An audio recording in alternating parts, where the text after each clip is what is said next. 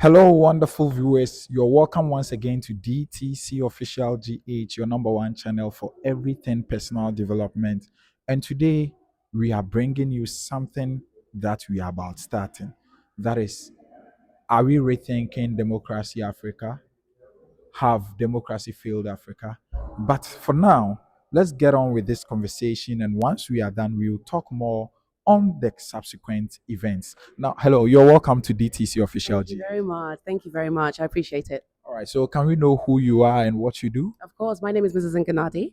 I am CEO and co-founder of Nganadi events here in Ghana, but I'm also a board chair for Africa Everything, NGO organization dedicated to helping children here in Africa on the ground with education, with just all the things that they need to enrich and build their communities.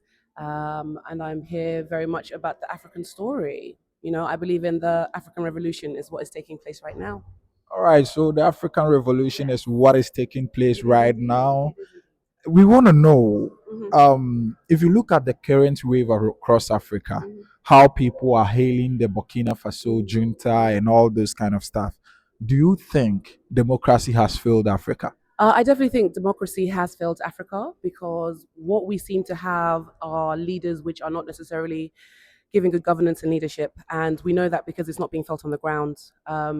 We have a lot of youth here which don't have opportunities, hence why, with topics like today, looking at brain drain, we have a lot of our greatest and brightest leaving. So democracy cannot really be benefiting the people. Whilst I do believe in democracy, in the right for people to be able to vote and have a choice of who governs, I do not see the governance across Africa has been done for the benefit of Africans. So, of course, when we see things like what's taking place in Burkina Faso, it's quite inspiring to many because what we are actually seeing is what democracy is supposed to look like. But then again, we have to also realize culture and history, what democracy was given to us, and it was never really democracy if we're coming off the back of things like colonialism. So for me, I do think the version of democracy which is practiced here in Africa has definitely failed, not just the youth, but I think various different sectors. All right. So not just the youth. Mm. She insists that she thinks that democracy that is practiced here in Africa has definitely failed not just the youth, but the continent of Africa. Now let's look at this.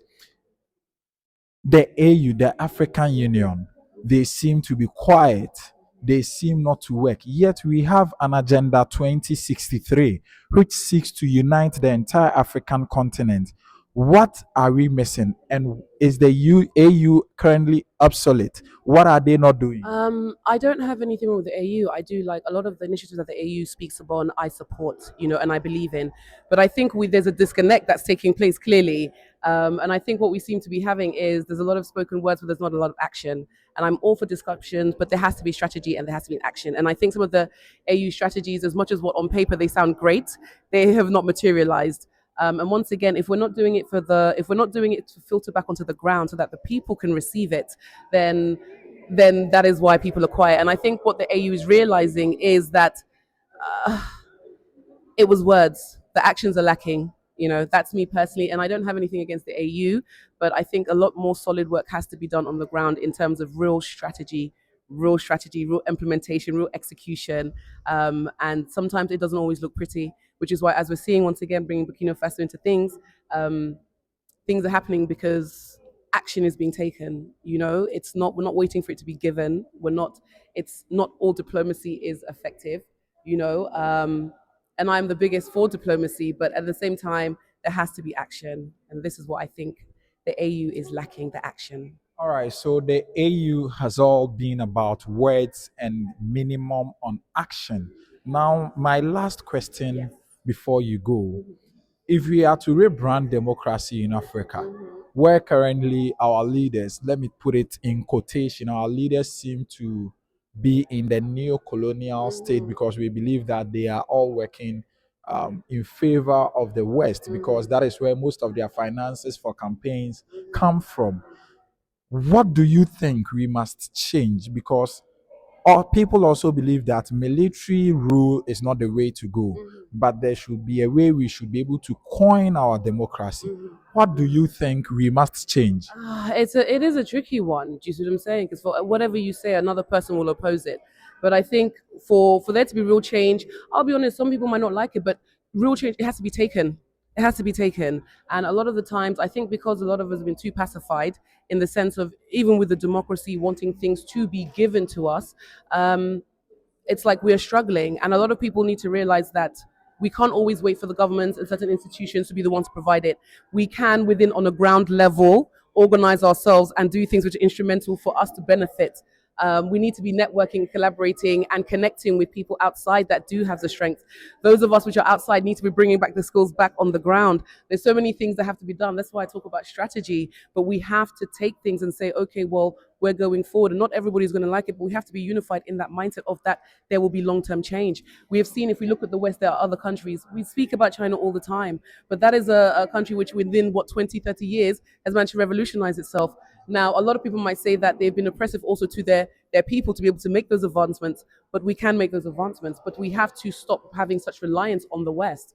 And it's sometimes they can say it's easy to say that I'm from the West. Do you understand? I'm from the West, so I know what I'm speaking about. But when we come over here, there's a lot of things to which we can do ourselves. And across African countries, we can connect and do things together. But we're not doing that. And a lot of African countries need to accept that we're not working hard enough to connect ourselves together and see how we can do that. So with military rule, with it now being a form of inspiration, what we're seeing Captain Ibrahim Traoré doing, which is very revolutionary, what we're having is a military person who is also a diplomat. And I think that's something which we've lacked in a long time. We've had lots of diplomats making all decisions, but they haven't lacked the military strength to be very firm in decisions and to know this is what we're doing, this is strategy. So it's not every military government or every military coup which will benefit the people. That is not what I'm saying. But at the moment, I think we need to take inspiration in the fact that we can make changes and work together. And everything I'm seeing from Burkina Faso in the alliances that they're making, in the deals that they're doing for the benefit of their people, yes, their country will suffer, but they're suffering anyways. We are suffering anyways. So surely it's better to put things in place where, okay, do we suffer for a short period of time, a long to medium period of time, where our children will benefit? Do you see what I'm saying? Can we, as the adults, this generation, can we not suffer for a bit so that the younger generation can benefit? And so we can then empower the older generation also. So I think we need to work together, really bring systems in place, really look at how African countries, what resources we have that we can share with one another, and make those kind of deals with each other, amongst each other, and reduce the reliance on the West. All right, that was quite insightful. In fact, I took note of the point where she said we have a military leader who is also a diplomat. So he just didn't wake up to do the coup. You realize that he had plans. Finally, I want you to tell us about Everything Africa and how people can reach out to you. Excellent, excellent. Well, I'm here as a board chair for Africa Everything.